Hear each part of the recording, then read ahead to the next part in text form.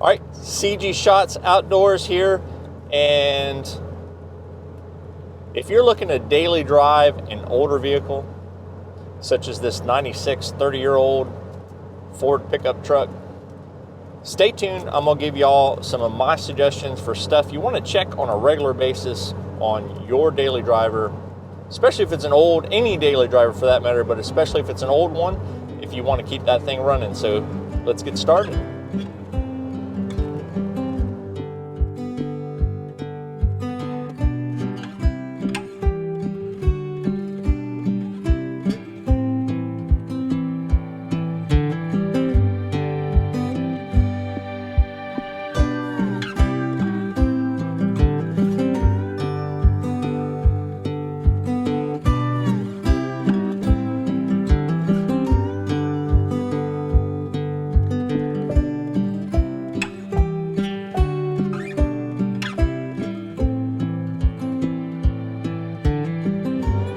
Okay, so first off, I want to say a huge thanks to all of y'all that have been tuning into my videos.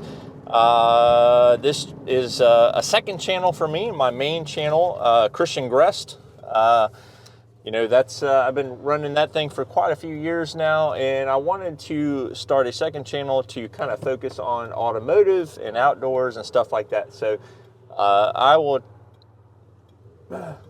So again, big thanks to y'all for tuning in. So if this is your first time tuning into the channel, definitely hit that like and subscribe button. So it definitely helps out with the algorithm and trying to get some traffic, momentum, stuff like that. So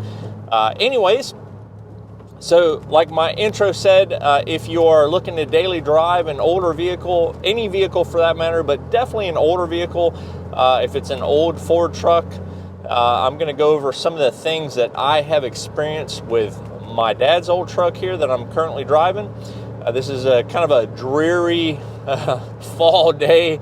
Got some rain out here, and I don't normally drive this truck a whole lot when it's rainy, but looks like most of the rain is gone, so we got a little bit of wet roads and whatnot. So just figured I'd bring you all along for the ride and just give you guys some tips and stuff that I've done on my truck and experience to kind of help it work well as a daily driver.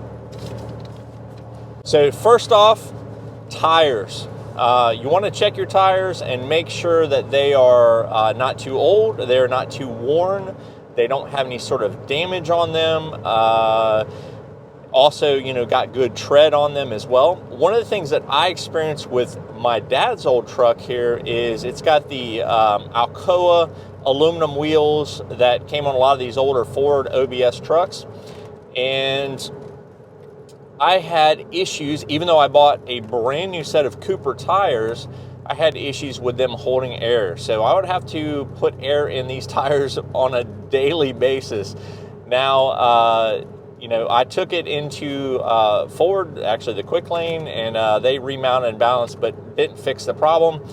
And I took it to a small independent shop close to me that has done some other work for me. And they took all the tires off and they cleaned up all the corrosion. So what happens is with these aluminum wheels, they get some corrosion on the inside and they will cause the bead to not seal properly. So these older vehicles do not have any of that modern tire pressure monitoring system stuff. You can buy an aftermarket one, of course, but those things are kind of goofy. So you want to make sure your tires are in good shape and holding air, and if not, get those things to the shop, have them taken off the rim, and then have the beads cleaned up on them. So the next thing that goes along with that, of course, is going to be stuff like brakes. So this old truck sat for about 5 years, give or take, before I brought it up from Florida, where I grew up here to North Carolina. And brakes are a hydraulic type of a system.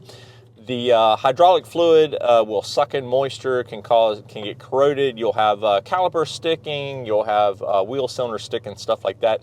So I had all of the calipers, the pads, the shoes, the wheel cylinders, and the drums. All that stuff was replaced early on. Unfortunately, it wasn't replaced with very good parts. I think it was AutoZone stuff. And I need to kind of revisit the front brakes on this thing. But I had all that stuff replaced because, you know, you want your vehicle to have good grip, but you also want to be able to stop properly. So, you know, if you're having stuff like vibrations, or your truck is having or your vehicle is having a hard time stopping, you got grinding noises, stuff like that, that's you know, very important to address that and don't let it go. So you want to be in tune with your vehicle, listen for those noises and stuff. These older vehicles, I mean, they're going to make a lot more noises than a lot of your newer stuff, of course, but you want to really pay attention to that sort of thing. The other thing is the brake fluid, probably one of the most neglected fluids on a vehicle. Second to that would be your engine coolant. Brake fluid is something that does go bad over time. You should drain, flush, bleed the air out of that on a fairly regular basis. I'd say, you know, definitely in every 5 years, if not sooner than that. So next up on the list is going to be lighting. So when you're out there driving on the roads, you want people to be able to see your vehicle. You want, you know, to be able to see them. So lighting is something that I addressed on this vehicle. You know, it's a 30-year-old truck, and the headlight housings specifically were very, very fogged over. I know they make some of those kits that you can go and you can kind of polish the oxidation off of the headlight housings. I opted to get some aftermarket headlight housings.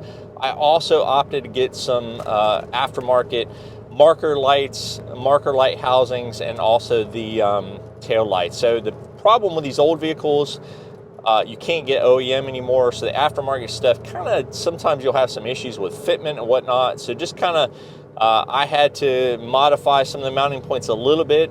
The other thing that I've had a little bit of an issue with aftermarket headlight housings is that sometimes they're not very stable. They will have maybe a little bit of a vibration going down the road, so it'll appear from another driver as a flicker of the headlight, but it's not. It's actually the housing itself can have it's not super loose. So you have to get creative and maybe add some rubber points on that to kind of stiffen it up. At least that's been my experience. So the other thing to keep in mind when it comes to your lighting is LED bulbs. So I have went the LED route for some of my stuff, but some of the circuits of the vehicle, if you add LED bulbs, they don't have the correct resistance. So you'll either have to cheat the system by adding resistors.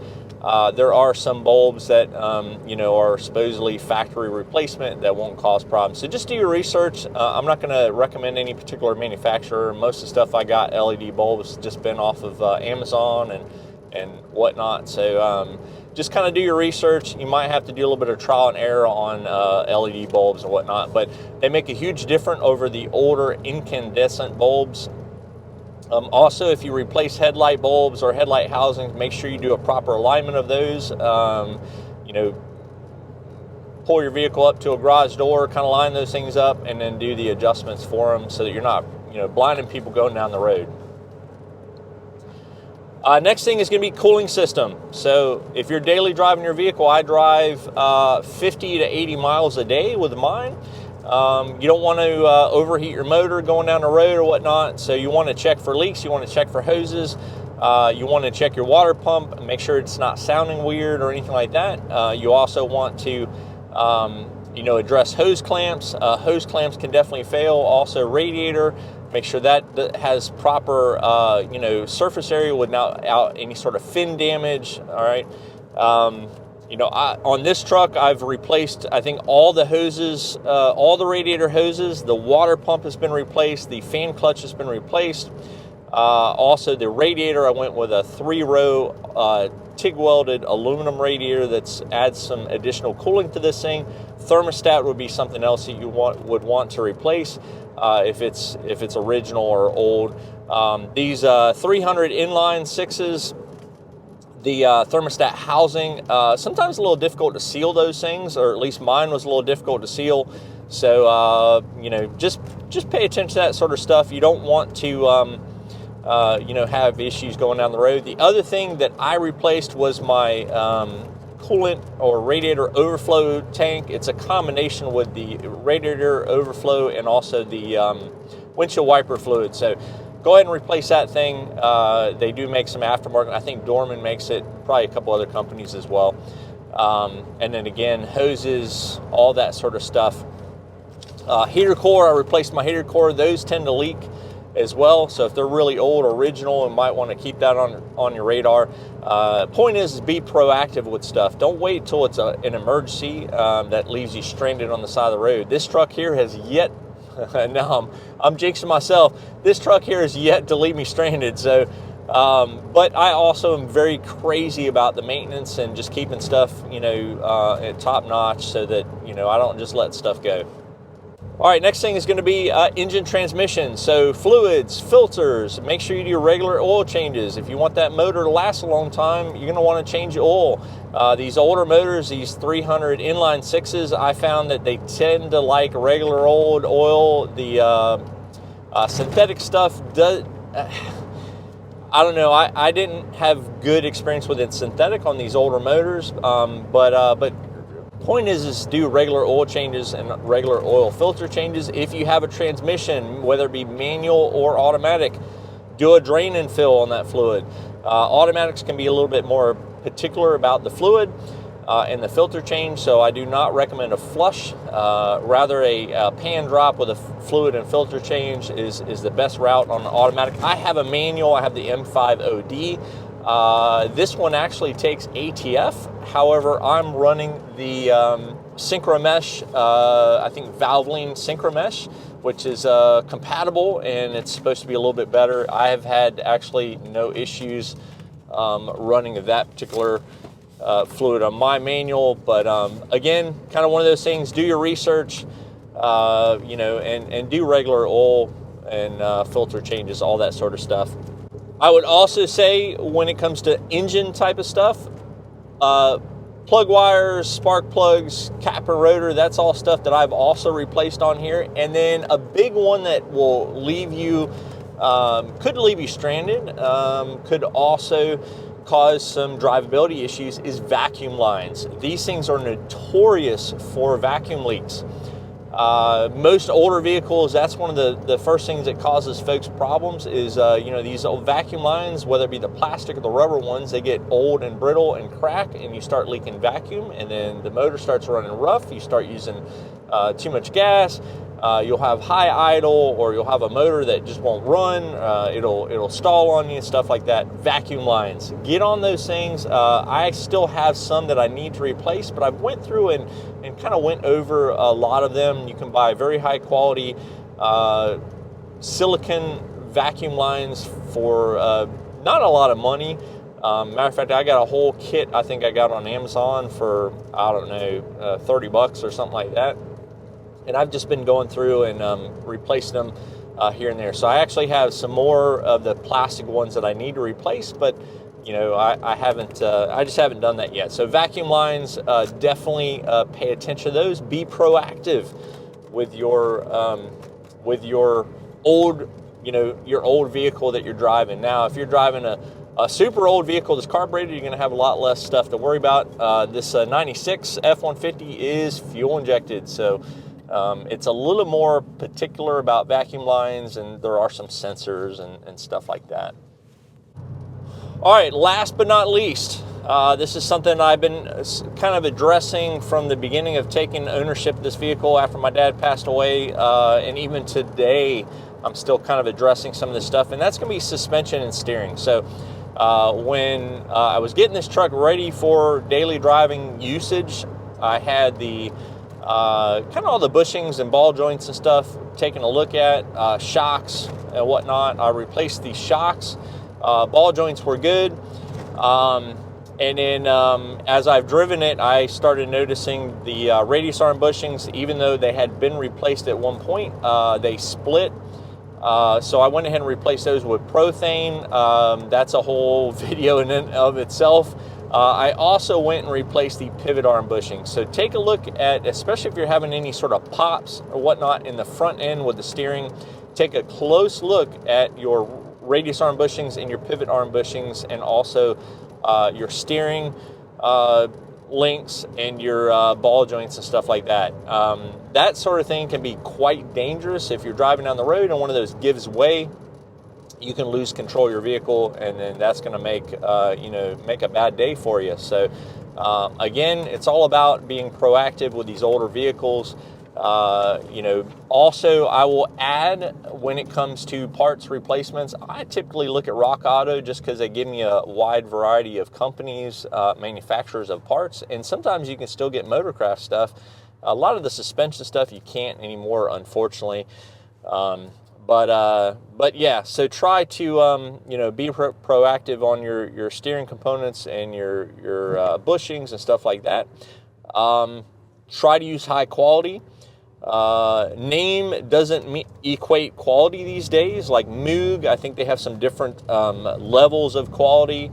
I used Prothane on the front end, and I'm not so sure I would use them again after the experience I had. It's kind of one of those things. I may end up having to replace the pivot arm bushings and the radius arm bushings again in the future. But yeah, do not neglect those things. Those things will leave you stranded and potentially cause a dangerous situation. So, all right, so that about wraps it up. Just some things, some tips and tricks,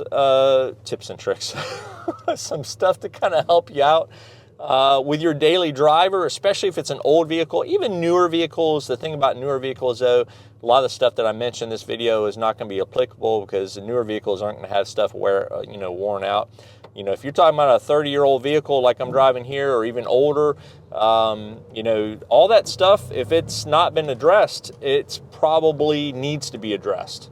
Unless it's got no miles on it. But even a vehicle with no miles can have rubber components that are cracked or hard, that can, if you start, putting that vehicle in the daily driving usage, you can have some issues with that. So anyways, that's kind of my list. What are you guys' thoughts? Please put those down below.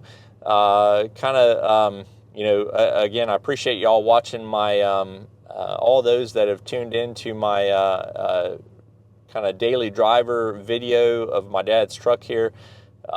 Maybe I kind of do a little bit of a series on this thing. I'm not really sure. Just figured this would be a good add-on to that.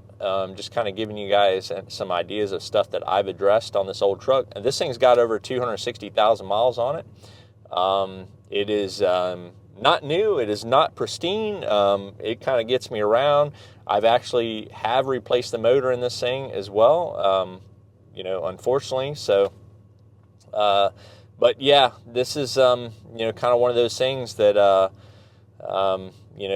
you can drive a 30, 40, 50, 60-year-old vehicle, but you're going to want to pay attention to some stuff, and you're going to want to pay more attention than if you were driving a newer vehicle. All right, so that about wraps it up. So I appreciate everybody watching and subscribing, and I will catch you all in the next video. Y'all take it easy.